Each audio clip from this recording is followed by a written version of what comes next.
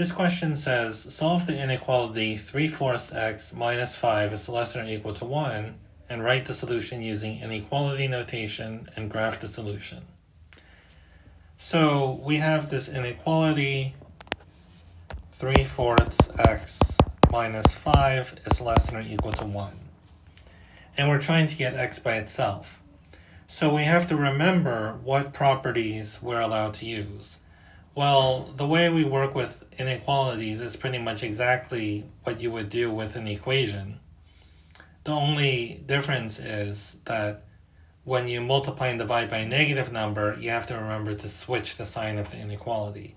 But other than that, you do the exact same thing as you do with an equation. So for this one, what I would do, just pretend that the less than or equal to was equals. What I would do is, first I would move the 5 over to get the constant times x by itself. So I would add 5 to both sides. And that's going to give me 3/4 x is less than or equal to 6. And then I would divide both sides by 3/4 to get x by itself. Well, when you divide by 3/4, that's the same as multiplying by the reciprocal, which is 4/3. So I'm going to multiply both sides by 4/3, and then that's going to leave me with x on the left, and then on the right I have, 6 divided by 3 is 2, 2 times 4 is 8, so I get x is less than or equal to 8. And so that's the inequality, and then when I graph it, I'll start at x equals 8, and then I want everything to the left of it.